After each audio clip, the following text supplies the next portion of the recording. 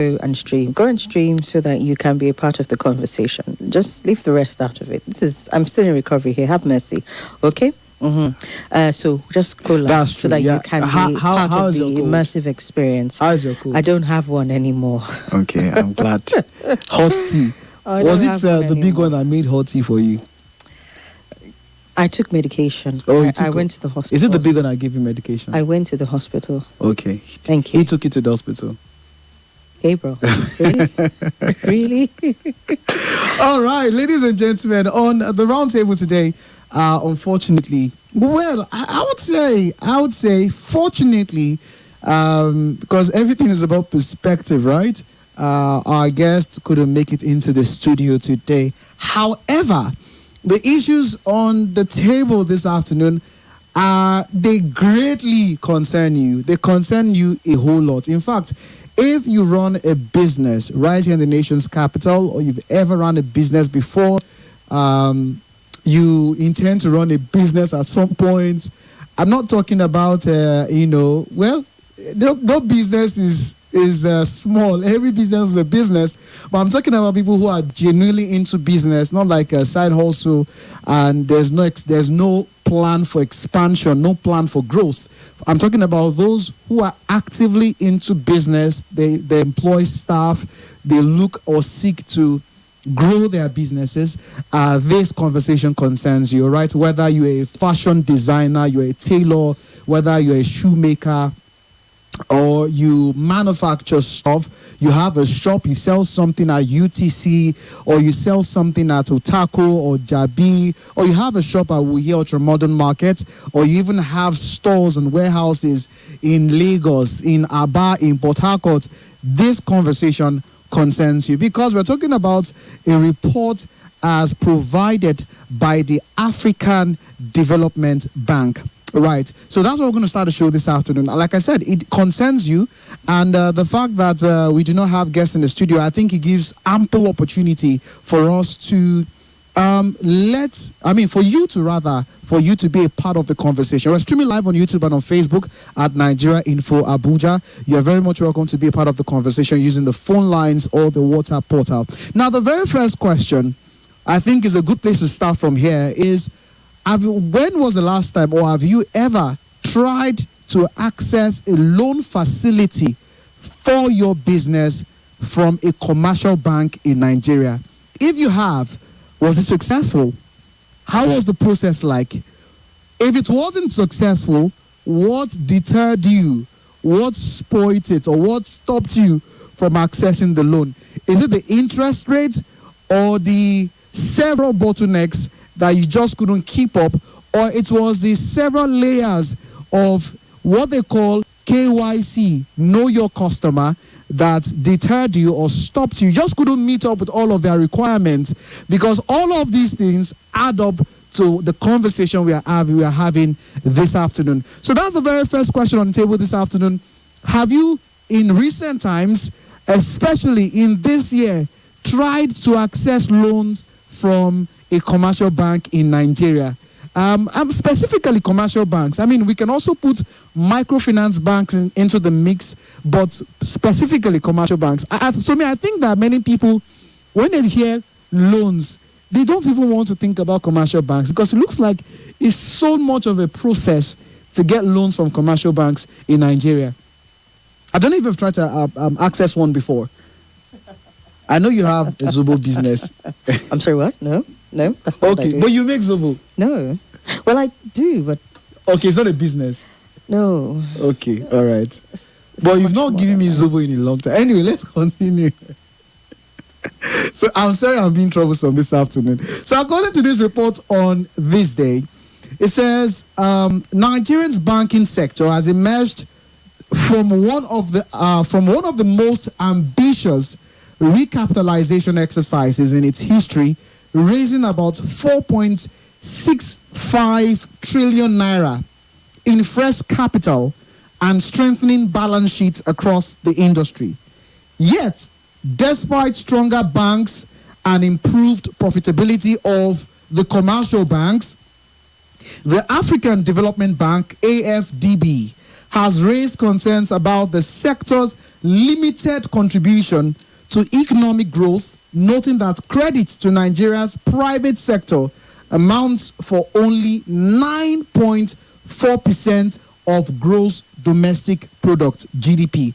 What that simply means is that for every 100 naira that Nigeria economically puts out as a nation, as our GDP, the private banks, or the commercial banks rather, in Nigeria only contribute 9.49 naira 4 kobo in terms of loans or access to loans to small and medium enterprises in the country. Meaning that our commercial banks in Nigeria are not lending as much as they should. They are making a lot of money. They are being profitable right now, which is good on paper when you look at the economy. However, they are not lending enough money to small businesses, to you, the baker, to you, the nail technician, to you that owns a block industry, to you that is a farmer that has a poultry farm, a pig farm, or that cultivates maybe corn or something. They are not lending as much money to you. All right, now the report continues. It says the figure places Nigeria among the weakest performers in Africa. It highlights a critical challenge facing the economy: the inability of businesses, particularly small and medium-sized enterprises, SMEs, to access affordable financing needed for expansion, innovation, and job creation. Now, what is the African Development Bank's concern? In its African Economic Outlook for 2026, the AFDB described Nigeria's financial system as shallow and insufficiently developed to support long-term economic transformation. According to the report, Nigeria's private sector credit to GDP, which is what I explained earlier, ratio of 9.4% trails Kenya's 31.6%, Egypt's 28.3%, and Cote d'Ivoire's 21.4%. It is also far below those of emerging economies such as Vietnam, 12.6%, or rather, I apologize, 121.6%, Malaysia at 121.5%, and Chile 111.8%. Nigeria is doing single figure at 9.4%, less than 10%. That's what we currently have. The bank noted that financial institutions across Africa generally favor, I'll take that again. The AFDB noted that financial institutions across Africa generally favor short-term, low-risk assets over long-term investments capable of generating significant development impact.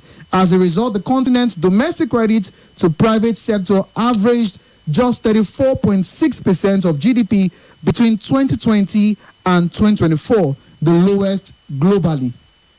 For Nigeria, the implication is significant. Limited access to finance constraints business growth, weakens industrial expansion, and reduces the economy's capacity to create jobs. Now, the report was magnanimous enough to also tell us why lending in Nigeria remains weak, why you struggle to get loans. If you've been trying to get loans, why it has been a Herculean task for you. The weak flow of credit reflects several structural and policy changes. Experts pointed out that one major factor is banks' growing preference for government securities. Treasury bills, government bonds is what many banks go for because they are low risk, as compared to you that if they borrow you money, you say tomorrow you say something happened, somebody died in the family, you have to go to the village to go and bury the person, you couldn't do business, or something happened in the market, they had to go. So all those drama, all those story, they don't want to hear. For government will surely pay back if they borrow money from you. Treasury bills and federal government bonds offer attractive returns with little risk, making them more appealing than lending to business operating in a volatile economic environment. Data from the Central Bank of Nigeria show that while private sector credit stood at 75.62 trillion naira in February of this year, lending to the government rose to 35.77 trillion naira, representing a year-on-year increase of 24.2%. Economists have repeatedly warned that rising government borrowing is crowding out private investment, meaning all the banks, because they favor borrowing to the government, they now have little to borrow to private businesses. And so that's what they call crowding out. All right. Chief Executive Officer of the Center for the Promotion of Private Enterprises, Dr. Muda Yusuf, has argued that banks naturally gravitate towards risk-free government instruments rather than businesses facing uncertain operating conditions. And so this is where we are as a country. Again, I think I would like to go back to where we started from. In recent times, have you tried to access any loan facility from any commercial bank? And what was the experience like? Were you able to get any loan facility? What was it like for you? Or I think at some points, I do businesses too. And I've actually tried. It was a long time ago, to be very fair, not in President Bola Ahmed Tinubu's administration. But I have actually tried to get loan facilities before. And I mean, from all of the criteria, you must have an active, business account or something. I can't remember what it was. But from all of the requirements, I just think that this thing is not for me. And I quickly was able to, back out of it. But this is, I think it's a major concern to me that as it is right now, what this report is saying is that many commercial banks in Nigeria are not giving private businesses loan facilities. That's what they're saying. And I really wonder, because if you look at the commercial banks, they also have, in quotes, legitimate reasons as to why they would rather borrow to the government than borrow to private businesses. So is it a case of they're not giving, or they're not giving enough? Because, the report that you read out talked about private sector credit standing at 75.62 trillion naira as of February, which is still more than government lending, even though there was a year-on-year increase in government lending. But 75.62 trillion is still quite a marked amount in terms of private sector credit. At what percent? Because at the percentage is 9.4%. So if you look at it as figures, numbers in terms of naira, it may look a lot, because when you look at some of the, I don't know if you see a lot of commercial banks that do adverts. They have juicy, SME friendly loan facilities and all of that. I don't know if I have seen quite a number from many of these commercial banks. So it's not a case of they are not giving. Is that due to the profitability that they are recording, they can do so much more. Now, this is not even exactly to heap any, blame whatsoever on the commercial banks. It is that we have a structural problem here. Banks are seeing a lot of what's it called now, profitability, but they are not helping. According to this is from the African Development Bank, right? And it's giving an outlook. It's saying these banks are not helping many businesses grow. And if businesses are not growing, it means the economy is not growing, because SMEs are the drivers of the economy. So look at it from the point of the banks, right? It's quite a volatile economy that we have right now, if you will agree. So of course there is a lot of risk when it comes to the loans that they will give. There are a lot of risks that they are calculating for. So what they want to do is, just like you talked about now, do what is less risky, which is lend to the government, where they can make as much upwards of 20% returns from the government, as opposed to the private sector. Not as if they would not make those returns from the private sector, but the risk associated with lending to private sector seem to be higher for the banks, which logically, if you were the manager of a bank, you'll be thinking along those lines. What else again are they looking to? They say the operating environment for Nigerian businesses are incredibly hostile. So there is the fact that the economic indices are not very friendly, but the operating environment also for Nigerian businesses are not very friendly. So with the high inflation, fluctuating currency values, poor infrastructure, it means that businesses are very, very much at risk of defaulting on their loans. So they would put all of these necessary checks in place to ensure that if at all they do lend to you, you should be able to assure them to some reasonable extent of them getting returns on their loans, which as banks, they're well within their right to do. I get that. But don't you see that creates a vicious cycle? What do I mean? Of what? A vicious cycle of right now, this doesn't look sustainable, right? So banks say they have every legitimate reason not to consider as many SMEs as possible to give them loans, right? Because it is a volatile economy that we have right now, and many small businesses are, high risk. In fact, if you look at the report of how much, I think the CBN interest rate is currently at 25.6%, if I'm not mistaken. Yes, 26.5% actually, right? So we have many banks give their interest rate annually at between 18 and 30%, which is actually quite high. Now, Botswana, right, their interest rate annually is 7.1%, meaning if you borrow 1 million naira, what is coming, or let me use 10,000 naira so that it is 1,000. If you borrow 1,000 naira, what you are getting or what you are paying back annually on 1,000 naira is 7.19%. Yeah, but in Botswana, when you look at what's happening in Botswana economically and here, the basis for comparison is not very fair. So of course they can afford to lend at. They come up with their monetary policy. I think MPR rates, monetary policy rates, based on what the economy is allowing them to do. They sit down, they look at all the economic indices, and it's okay, based on this, we can afford. We do know that since this administration came into power, there has been a steady adjustment upwards. I'm not very, very familiar with the economics of it, but I do know that when they sit down and have their meetings, the CBN and all of that, there has been a constant upward adjustment. Upward or downward? Upward adjustment. Okay. Of their MPR rate. Yes. Upward adjustment. I think it was until last year. Which means it dropped by means that there's been a constant increase in lending rates, and this lending rates is irrespective of whether you're private sector or whether you are government.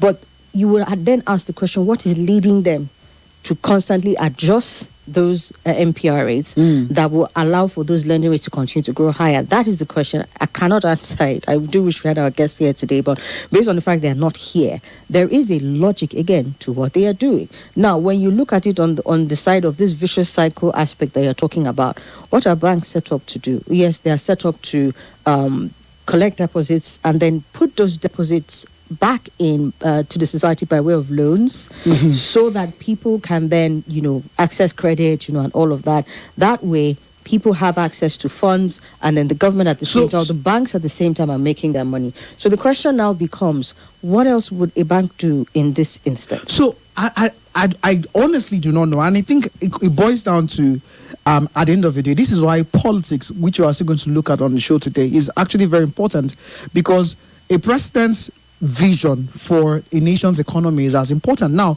many people, according to banks, many people are not even saving enough. People are just trying to get by every day. How many people are saving? So many of these banks don't even have enough monies from savings to actually use as loans back to the society. I think they do. That is one. That's up for debate. But the point of the matter is this: when businesses do not have enough access, or these interest rates are as high in comparison. Now, you say that it would be unfair to compare to other African countries. South Africa is at, if I'm not mistaken, about 10.5% annual rate on their loans, right? 10.5%. We are doing 26.5, or between 18 and 30%. If it's going to be some microfinance banks, it rises to about 40%. And I think that this is quite high for a nation like Nigeria, because, again, the SMEs, the small, medium businesses, are the main drivers of the economy. So if they cannot access these loans, or these loans are high, it means that if you get a loan from a commercial bank, for example, in a year, you first and foremost have to be profitable enough to make enough money to pay back that loan with the interest rate and some addition to it to make the business thrive. And so that's what the African Development Bank is also saying here, that there's a problem somewhere. And unfortunately, I am not the government, or should I say fortunately, I'm not the government, because I don't envy the government. There's got to be some solution to this thing. How many businesses can we genuinely say are thriving in Nigeria? How many businesses can we say are not struggling in the right sense of it? Businesses need money to be financed. They need money to grow. They need money to expand. They need money to get, the right equipment, the right tools, the right instruments, and all of that. But when people cannot, because for a business, it is when you cannot scale up if you don't have money. And if you do not scale up, you don't have potential to make more money. So that's why I said it's a vicious cycle that we actually really need to look at. I do not know what needs to be done, but I think this is a conversation that needs to be had. What exactly is the solution? Is it the insecurity that is a major driver of this? Or is it that we have as a people in the country, we have a bad loaning habit whereby people or Nigerians borrow money and do not like to pay back? What exactly could be the problem? And that's, I think, is a conversation that needs to be had. Because now, as according to the African Development Bank, they're saying banks don't like to borrow to Nigerians. That banks don't like to borrow to private businesses. They rather borrow to the government. And they say that is a problem.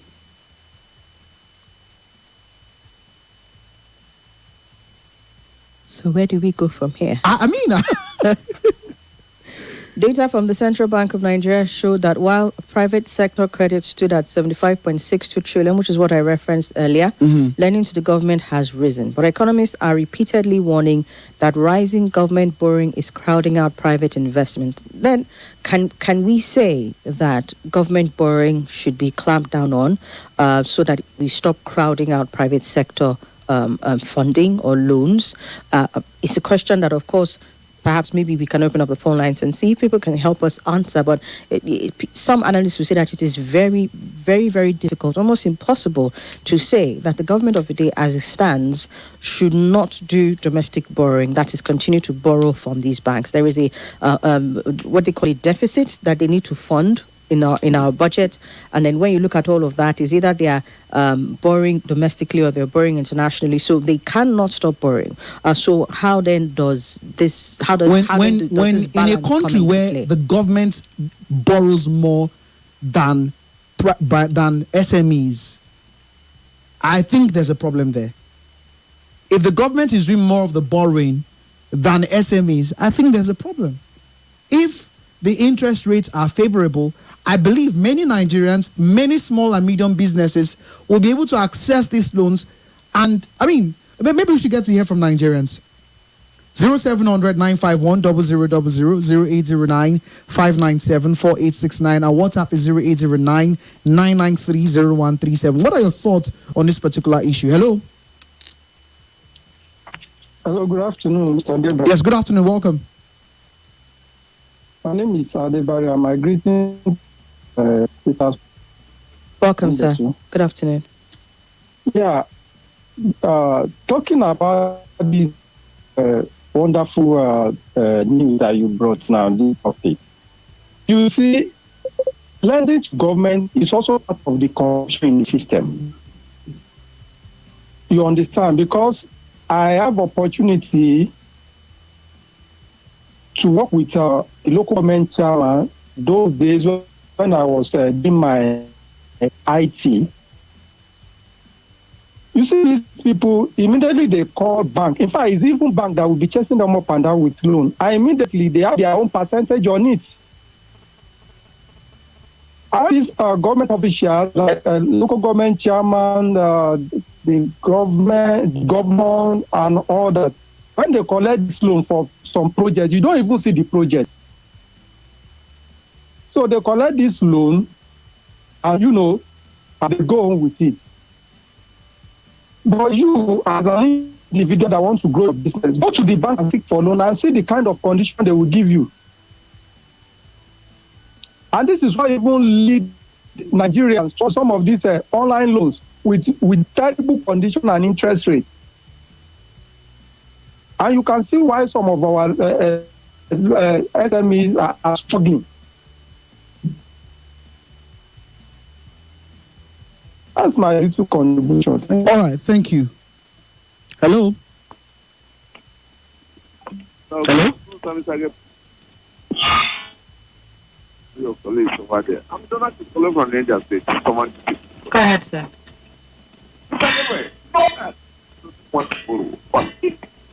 I come. Take you back for the insecurity. My brother, how much you give me? Sir, once you borrow to production, that's different. That is, I think there's a problem with your line. We can't hear you very clearly. Please move around and call back, if you will. All right. Okay. We are talking about the very interesting conundrum that we find ourselves in. You have banks finding it more favorable to lend to the government as opposed to the productive sector, and which is a is a catch-22 type of situation, because at the end of the day, you need the productive sector to be able to work. And so if you're not lending to them, how can they work? If they're not working, how can that contribute to the economic growth that we want to see? And also take care of unemployment. So is this something that our government is willing to look into? Is this something that the CBN is willing to look into to fix? Or are they just going to leave things as it is? Some analysts were arguing that the recapitalization exercise that took place is something that can bridge the gap, allow banks to be able to do what they call them now, infrastructure type lending, and give them room to be able to absorb more risk, while at the same time attending to productive sector lending. That is the general populace, the productive part of the populace, not just anybody that wants to take loans, but business owners who actually absolutely need this for their businesses. And so they said the recapitalization exercise is something that would help. But the truth is that, yes, the banks have just recently concluded the recapitalization exercise, but is that a guarantee that we're going to see more lending to private sector, or is it just going to provide a very, very cushiony type situation for the banks to continue to lend more to the government? Let's take some more calls. Good afternoon. Good afternoon. Good afternoon, Somi and Gabriel. Petra. Good afternoon, welcome. This is Omente John. Yes, who are the owners of these banks? Yes, the politicians. They are the owners. And even if they are not the owner, people like Tony Olumelu, you find him sponsoring politicians to get into power. You understand? And he goes outside the shores of Nigeria to help other Africans to grow their economy, give their youth money to build their businesses. But here in Nigeria, hardly you find any commercial bank without stress for them to give you money. That is the problem we have here. For me, I don't think government can, any policy government bring it to not change anything. Because the same people, they prefer to borrow to politicians for them to conduct their elections. They prefer to borrow to politicians who are looking for offices, appointment, instead of the ordinary Nigerians who have small businesses like vulcanizers, barbers, and the rest. That is what is keeping us miles backward from all other developing countries. Benin now is far better than Nigeria in terms of growing the small-scale business. It's a pity, sir. No problem. We are all in for it. Anyway, winter is coming. Everybody is feeling the heat now. Because once you have jobless youth, the jobless youth will become jobless and start to make your life restless. You understand? So it's a ring-marrow something. Thank you very much. That will be my contribution. All right, thank you so much. Thank you, Mr. Minka. Good afternoon. Oh. Okay, I think that got disconnected.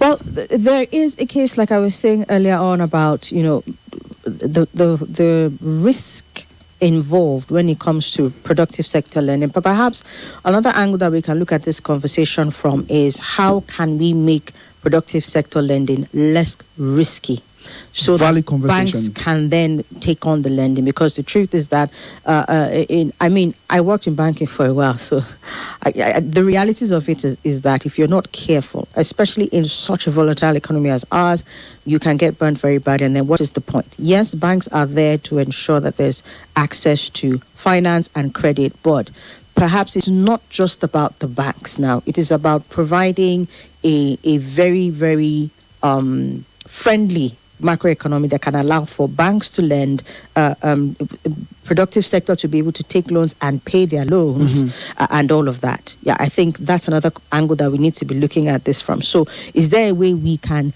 de-risk the sector to a large extent as possible? Because what is the ease of doing business in this country that will guarantee that when you do take a loan, you can actually pay back? That it's a valid conversation, though, because we need, while we can, talk about banks, talk about which they actually have a duty, they have a role to play in terms of, somebody may send a message. He says, Mr. Gabe, currently I'm on loans from Money Point and OPay interest. Money Points 0.18%. And the question I have to you is that, is that the annual rate or daily rate? Because I do not use the platform, but I can assure you that is most likely the daily rate, because many fintechs actually do their marketing with things like this. They give you the daily rate, it looks very low, but by the time you do the multiplication, so at 0.18%, according to this listener or to this caller, the person that texted, in a month you should be getting about 5.4%. In a year, that's over 60% interest rate. So what we are looking at is annual, daily, 0.1%. We're looking at annual rate. So we are telling you that in some countries in Africa, their annual rate is 7%. South Africa is 10 point something percent in annual, not daily or monthly, annual. So if one microfinance bank is doing 60%, over 60%, some do over 100% interest rate annually. Over 200. Over 200%. And so maybe we have come to terms with our reality that it is normal. The African Development Bank is saying this is abnormal. There is something inherently wrong here. That's what the AFDB is saying, according to their 2026 outlook. So, he says, yes, I know it's much, but what can poor man do? There we go.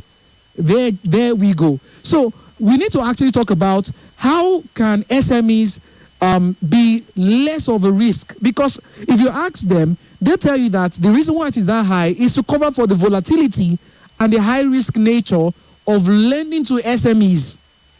So why do you take loans and you don't pay back? As a small business owner, as a medium business owner, because it's a conversation to have. All of these things is why we are where we are today. All right, let's take a few more calls. Good afternoon.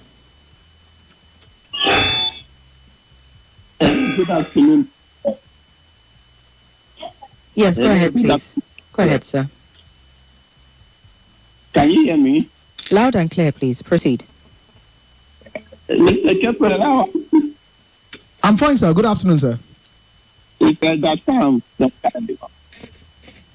Good. So good to hear from you, Sam. Welcome, sir. I have your point. That's why I have to call in.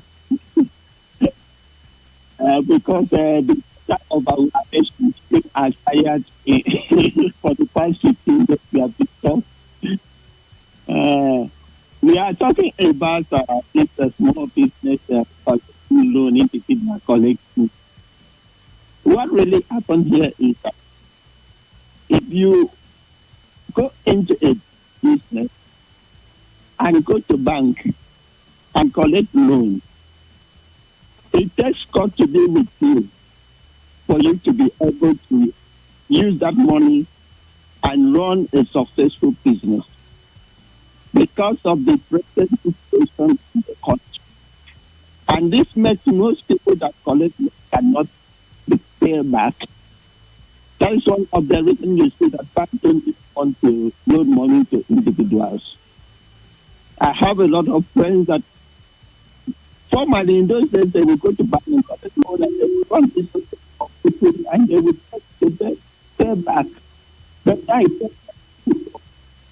they can make into profit to pay, and also the interest rate. Elder Sam, please call us back, all right? We've struggled from the beginning of your contribution to the very end to make sense of what you're saying. I'll take it that the network reception is poor.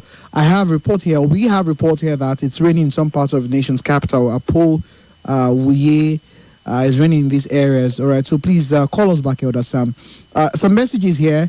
Good day, Somi and Gabriel. The current Nigerian business environment itself is not conducive enough to encourage many people to seek loans. From the start, I bought a standby generator for my fashion design business in one of the most popular shopping malls in the FCT, believing that I would not have to wait for the erratic ADC to deliver services, which is also supposed to give me an edge over competitors. Regrettably, my work will have to wait for tailors who don't have generators to bring work before my own business can run. And until the AEDC brings electricity, we all keep waiting. Some days and weeks, no turnover from my staff. And I'll have to send money for them to feed. Having a generator does not make any difference. So going to obtain loans to run business is suicidal. Israel shares his experience there. Good afternoon, Gabriel and Somi. Dan Liti from Udu says, I just did a quick check on the country with the highest interest rate in Africa, and the answer I got was Nigeria is the country with the third highest interest rate in the world, not just in Africa. Venezuela 56%, Zimbabwe 35%, Nigeria 26.5%. I don't know why Nigeria is leading in all negative indices in the world. This is simply wickedness. Well, it's not exactly wickedness, because when you look at it, if a bank borrows to a business owner and you fail to pay back, well, that's also wickedness. Okay, we can put it at that. I think the wickedness, if we were going to use that term, it is a harsh truth. Let me use that term, that we end up in that. But it is not a function of the banks, solely a function of the bank's decisions. The banks are taking decisions based on a bigger picture. I agree. So for us to be able to fix, I think, what is happening with the banks, then we need to fix the bigger picture. So why do businesses default on loan repayments? When businesses take loans, why do they default? I cannot answer to businesses that default, but I can answer to something that affects businesses in a way that may make them default. Mm-hmm. If you collected, for example, 100,000 naira loan 3 years ago, what that money would do for you at the interest rate that you took it at, it cannot do for you now. I agree. So people are paying high interest rates for money that doesn't have as much value as it used to have before. So the value of what they would get with that money, say they wanted to buy a few equipment for their business, for example, they would need 2 to 3 times more of that amount at a higher interest. It is suicidal for that business owner. I agree. To be functioning at that level. I absolutely agree with you. This is me, or just using my layman's. No. Sobi, you are accurately spot on. Just listen to the adjectives I'm using. So basically, any business owner who is looking to take a loan or is looking to get a loan from a bank, mm-hmm. the bank has factored in what will protect them, right, to a large extent, from the defaults exactly that may arise. It is now for the business owner to be able to determine, and it is a very difficult place to put a business owner, really and truly, just from saying it out loud. It is a very difficult place to put a business owner in Nigeria to say, can you meet up with everything that this bank is asking for?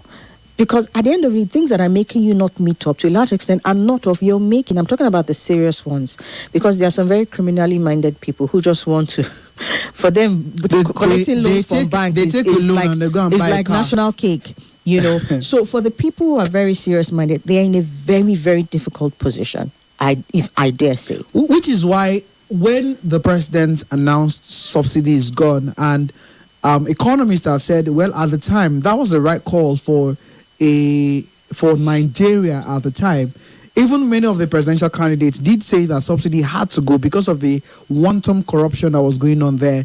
But on the flip side, this is one of the many aftermaths that the removal of subsidy created, because once the prices of petrol jerked up, that also had a ripple effect on multiple other areas of the economy. Not just that, the naira that was unified and devalued, that also had multiple effects. Which when you said, if you took a loan, say of 100,000 naira 3 years ago, what it was able to buy then, it cannot even buy half of it right now. That is the current reality. So imagine servicing a debt or a loan rather of 3 years ago, or maybe you were supposed to be over 5 years, and now the value of the loan you took has typically eroded almost completely, and then you still have to pay this interest rate. So I think it's a massive challenge that we have. On one hand, government policies. Perhaps a lot more could have been done from the part of the government to ensure that while subsidy was removed, while the naira was unified and devalued, there were other ways that the economy was being set in such a way that people do not feel the brunt as they are feeling right now. I think a lot more could have been done. All right, we've still got a few more calls coming in. Maybe we can take them before we get to the news at the top of the hour. Good afternoon. Good afternoon. Hello. Good afternoon. Welcome.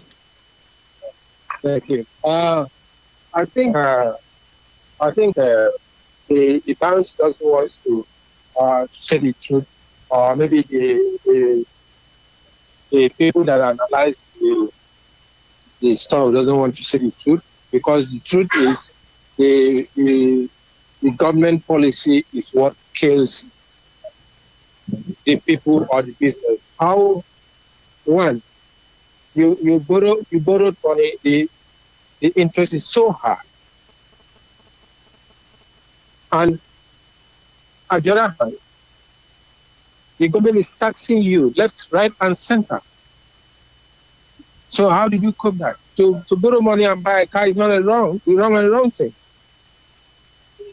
Yeah, after all, if you go to the Euro, you realize that people borrow money to buy cars. So how do they survive? It's because the interest is low. I do not understand. Are you saying it's okay to borrow money to buy a car? What are you saying exactly? To borrow money. If you borrow money for a business, you can take part of it and buy a car. Is that car going to serve a purpose in the business? Is it part of the business, yes, or for personal? Yes, of course. Personal satisfaction. As long as you run a business, the car is a necessity. Not in all contexts, not in all cases. So what we are saying here is I'm not to buy a car. I'm saying if you're buying the car to help the business run, that is fine. But if you take a loan for your business, and some people take part of that money to buy a car for themselves for personal use, not the business, that is wrong. Well, that's the thing, though, and I think is where he was going. Okay. It is, at the end of the day, if you have looked at your finances to a large extent, a business owner, a salary earner, and what have you, there are various reasons for which a loan will be required at one point in time or the other. We are just so restricted in this past because of the high interest rates that you will not be limiting somebody taking a loan to only business use. In other climes, for example, where they have credit card schemes, which are basically loans, they're able to finance various aspects. If you're very financially savvy and very financially smart, you should be able to draw the line on what at what point in time or the other you will need to collect a loan or not, or access your credit or not. But the point is that credit should be made available for various number of reasons. Now, we're having this conversation because there is a serious scarcity of lending to the productive sector. Productive sector is specific about businesses, but does that mean that people who are not business owners should not be able to access credit? That's not. No. That's not the case. That's not but the now case. we are now having to say, if you're taking for a car, there is wrong. If you have taken stock of your finances, you should be able to access loans for both business and personal reasons.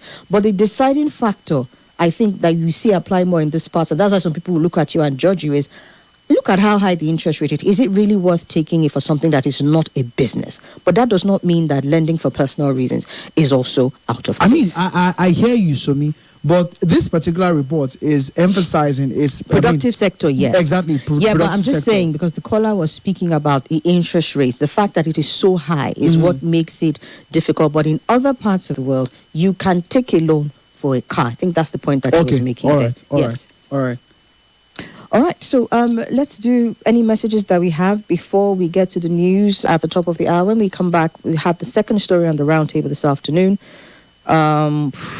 Israel has a comment there. He says, Gabriel, you have just read my comment, and that should answer your question why business owners default in loan repayment. Some neighbors in that mall had defaulted in shop rent and have been evicted. If you give out loans as a government and you don't provide enabling environment, you're just running your business and not with any intentions to create opportunities for people. Okay, we can take one last call on this. Good afternoon. Yes, hello, good afternoon. Welcome. Thank you. My name is Abdul calling from Maitama. On the respect of bank in Nigeria, actually, bank is politicians that owns it. And at the same time, if you can recall from 1999 to 2004, Abdul, in Nigerian banks. Hello, Abdul. Yep. Hello, can you hear me? Yeah, I'm hearing you. Hello? I can't hear you. Oh, he can hear you. Go ahead. Okay, Abdul, you said politicians own the banks. Is that what you said? Hello?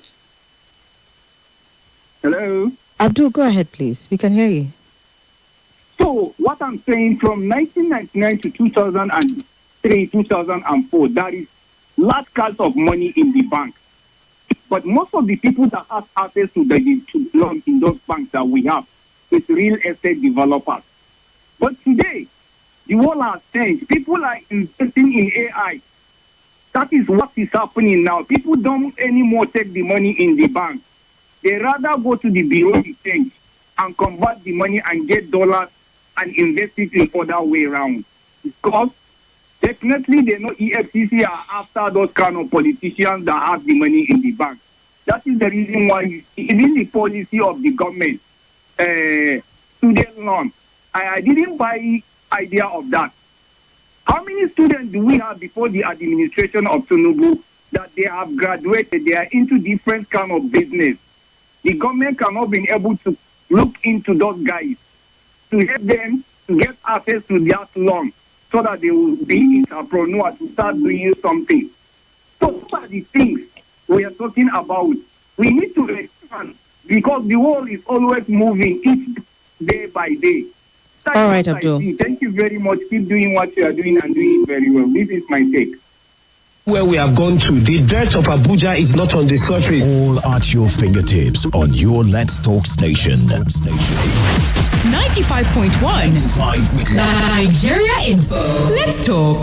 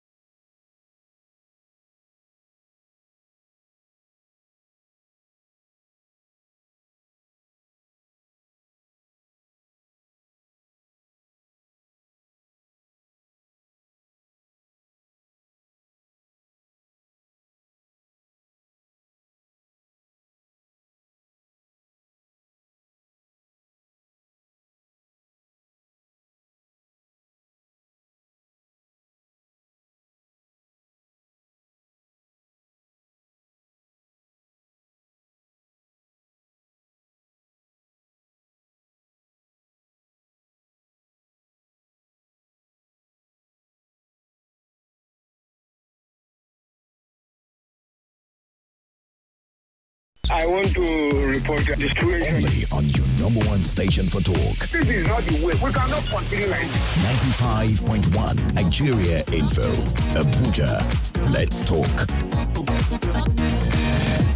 We bring it all on the table, as plain as it can be. The conversations you want to get involved with. And the ones you shouldn't. No hold barred. Only on your number one station for talk. 95.1 Nigeria Info. Let's talk. Did you know? Did you know? Did you know? Did you know? Did you know? Did you know? Your dose of facts we bet you never knew. Right here. 95.1 Nigeria Info. Nigeria's independence did not happen overnight. It was a result of decades of agitation, negotiation, and political awakening. The journey began in the early 20th century as educated Nigerians, returnee servicemen, journalists, and traditional leaders began to question colonial rule. Newspapers became weapons of resistance. Trade union organized. Political parties emerged, determined, demanding self-government and African leadership. By the 1940s and 1950s, nationalism had gained momentum. Leaders like Nnamdi Azikiwe, Obafemi Awolowo, and Ahmadu Bello and Tafawa Balewa shaped regional politics while negotiating a common future. Constitutional conferences were held in London and Lagos, gradually expanding Nigerians' participation in governance. In 1954, Nigeria adopted a federal structure recognizing its regional diversity. By 1957, the eastern and western regions had achieved self-governance. The northern region followed in 1959, clearing a final hurdle to independence. Then came the general election of 1959. The result produced Abubakar Tafawa Balewa as Prime Minister, heading a coalition government, while Dr. Nnamdi Azikiwe became the general, representing the British monarch in and in Nigeria. And then the night arrived. On October 1st, 1960, at the racecourse in Lagos, as the clock struck midnight, the Union Jack was lowered. The green, white, green flag was raised. The national anthem, Nigeria, We Hail Thee, was sung for the first time as a free nation. Princess Alexandria of Kent, representing Queen Elizabeth II, formally handed over constitutional authority. Nigeria had become independent, not through war, but through negotiation. Crowds celebrated across the country. There was hope, pride, and optimism. Nigeria was seen as a giant in the making, rich in people, resources, and promise. But independence was not the end. It was a beginning.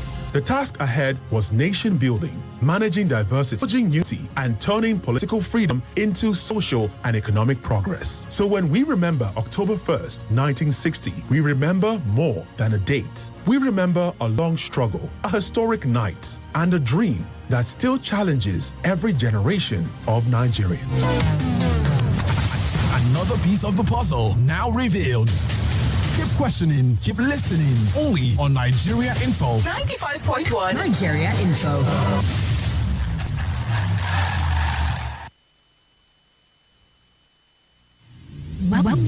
Welcome back to Hard Facts. This is Hard Facts. Hard Facts. Hard Facts. On 95.1 Nigeria Info. All right, welcome back, ladies and gentlemen. And yes, I did confirm I was able to take a step out of the studio and I discovered that it's actually raining. So I take that back. It's not a dry Monday. It has turned out to be a wet Monday evening. And only God knows, for those of us who are in town, for those who do not have or who are not mobile, only God knows how you're going to get home today. I mean, not to make you afraid or something, but we all know how the nation's capital can be on an evening after work, especially on a Monday, that many people come out for civil servants that like to go and mark a register and stuff like that.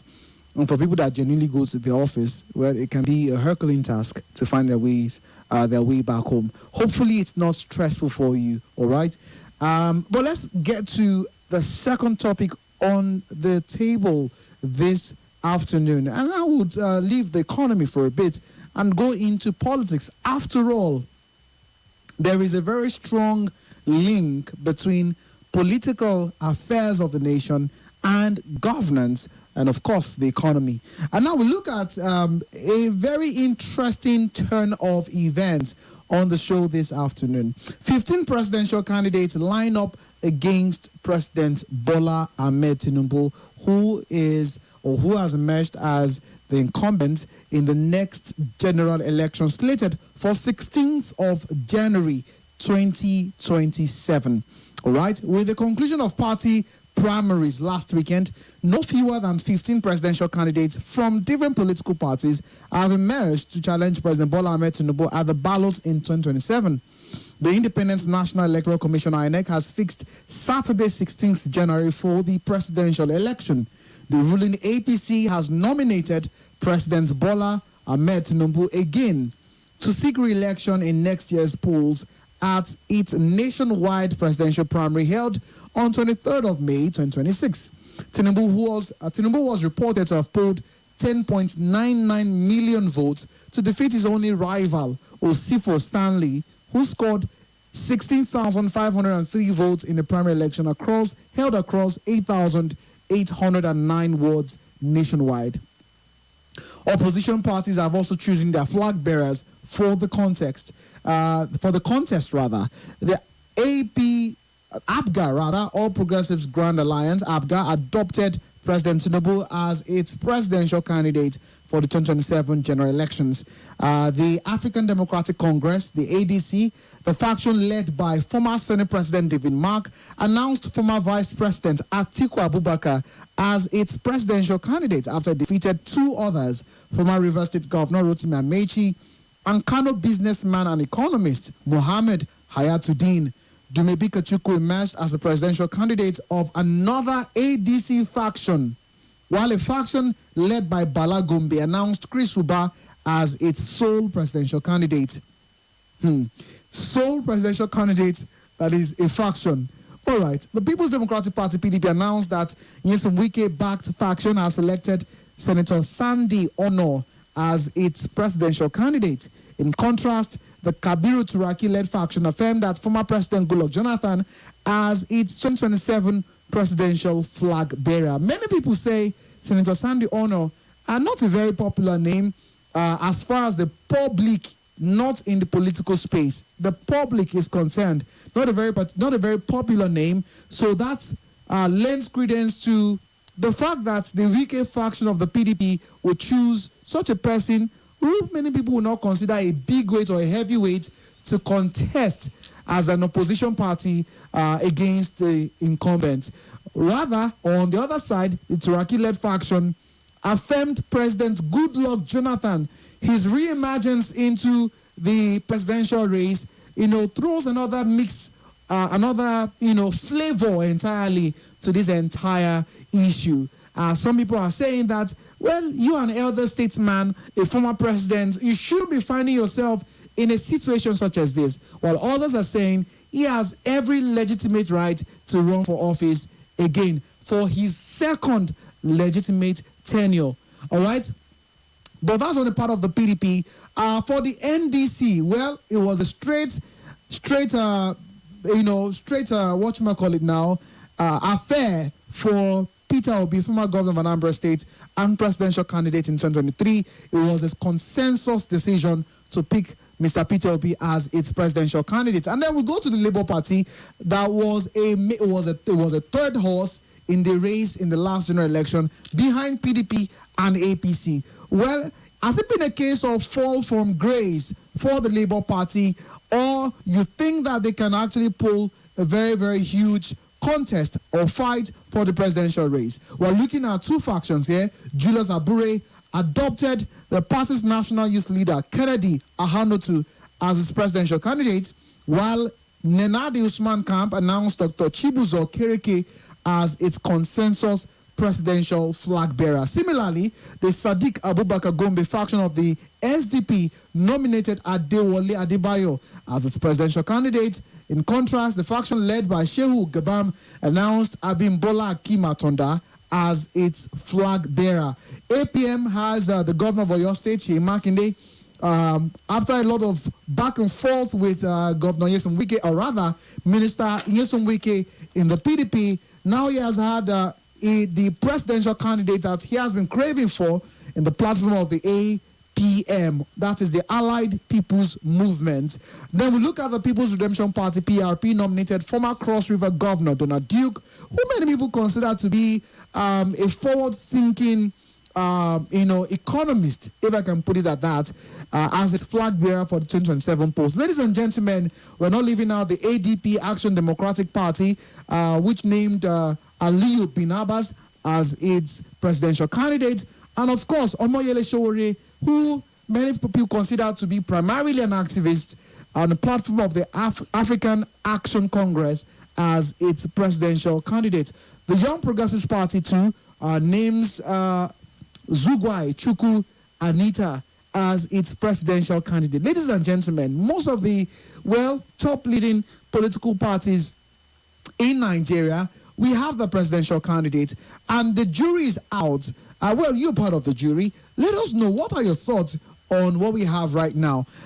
It is quite a scene that many of these major political parties in Nigeria at the moment have factional presidential candidates, and that already is like I said, quite a scene. But what are the chances of these respective political parties? When you look at it, what do you see? Do you see the Labour Party being able to pull itself together? Now, the window for primaries, which is May 30, has passed. And I think they have a 7-day or 14-day window to submit the final names to INEC. So what do you think is going to happen? Who is going to drop for who? What are the chances of these political parties who say that they want to rescue Nigerians from the hands of the APC and from the hands of President Bola Ahmed Tinubu, who is the incumbent? We'd like to hear your thoughts on these issues. Somi, what are your thoughts? I think first of all, it is hilarious that you're having, I think so far, going by the list that you read out, I think there's still one or two parties that I know of that we haven't heard who their presidential candidates are. And that's also saying something because I think between May 30 and yesterday, when we saw this report, a lot of parties were still sitting down on the list. Like, yes, you may even have heard about the presidential candidates emerging, but have you seen a full list of the governors that are emerging from these parties and all of that? There is still that angle. A lot of them are still sitting on the names of who it is that emerged. And you are having the justification for that being that the NWC was the one that was supposed to have announced the names and not the coalition centers or what have you. So there's all of that drama going on the side. But if we're to go by this list that you've mentioned for the presidential candidates, 8 parties producing 15 8 parties. 8 parties. No, let's say 7 parties, excluding the APC. 7 parties are producing 15 presidential candidates. Why are we excluding the APC? Because they have their own. NDC has its own too. Oh yeah. So let's say APC and NDC aside. That leaves us with YPP also has one presidential 6 candidate. parties. No, just hold on. Okay. I'm talking about the opposition party now. So if you put the opposition together, you have 7 parties producing 15 presidential candidates to go up against the ruling party APC. The question then becomes: does that speak to you of a formidable opposition, of a fragmented opposition? Let's just go to the phone lines and hear what people have to say about that. I'm eager to hear what people have to say, but I, for the love of me, if a political party right now says the country is not going in the right direction, we need to arrest the country from the clause, that's what they're saying, from the clause of the current administration, from the clause of the ruling party, and they, in the bid to arrest the country from the clause of the ruling party, you are producing factional presidential candidates. That's scary. 0809-597-4869 and on WhatsApp 009-993-0137. We've come a very long way from the Ibadan Declaration. Do you remember the Ibadan Declaration? I do. where it looked like there was going to be one formidable force going up against the APC, because some pundits have said that if you look at Nigeria's history and if you were going to be able to stand any kind of chance against the incumbents, you should be able to mobilize at that level. So we've had the Ibadan declaration, and then months later, this is where we are. Let's hear from you. Good afternoon. Yes, hello, good afternoon. Okay. Good afternoon. Hello. Good afternoon, welcome. My name is Adjola Victor from Bitalagi. Yes, sir, go ahead, please. 15 presidential candidates lined up for against Tinubu. To me, some of these political parties are not serious, especially the big political parties who are factionalized.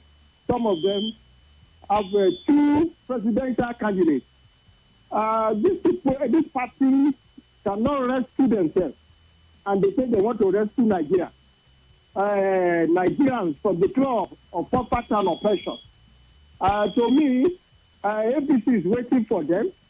APC is going to give them a political uppercut as usual. In 2023, APC defeated them politically and judicially. And this time around, I'm also seeing the same thing that will happen. These political parties, these people are desperate. They have not learned any lesson.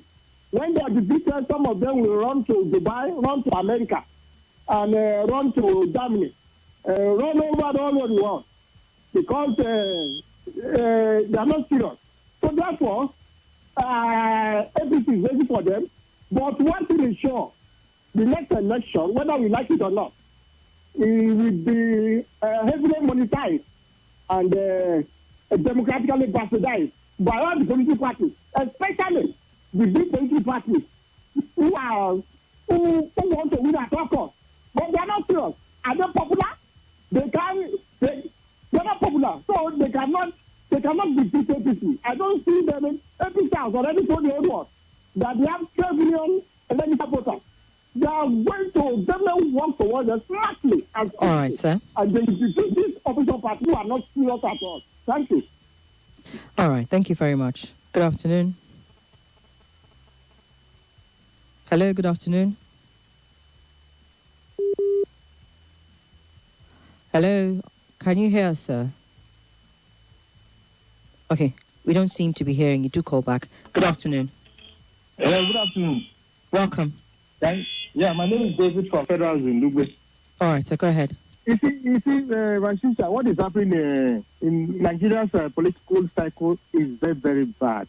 You see, it doesn't bring unity. It doesn't bring cohesion. You see, those common primaries will have the number of persons contesting, want to contest with Mr. President. Honestly, it's very, very unfortunate. Then you talk about the issue of Jonathan. Jonathan has not even made any categorical political statement. I don't know why people should be, thrusting him into this kind of issue.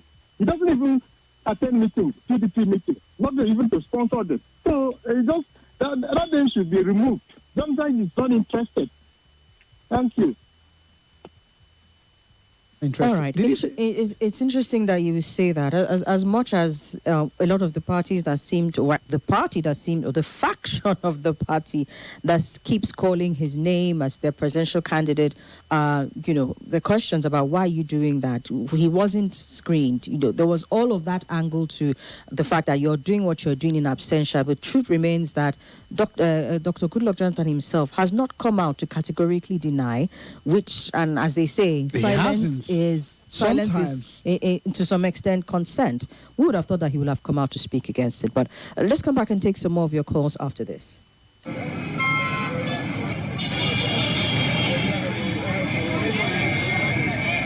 Kai wannan tsada fete kullun tashi yake abin da ya ba tsari. Dan uwana akwai hanya mafi sauki. Baka da labarin makamashin iskar gas ta CNG? Kina nufin iskar gas ta CNG? Yana da arha ga tsafta da baiwa inji kariya. Direbobi da yawa sun koma aiki da CNG wanda hakan ya ba su damar ajiye kuɗaɗe a kullum. Dan haka saura kai. Amma kina da tabbacin canjawa zuwa CNG ba zai ci kuɗi da yawa ba? Ko kaɗan suna da kyakkyawan tsari. Zaka iya zuwa su canja ma daga fetur zuwa CNG. Ka riƙa biya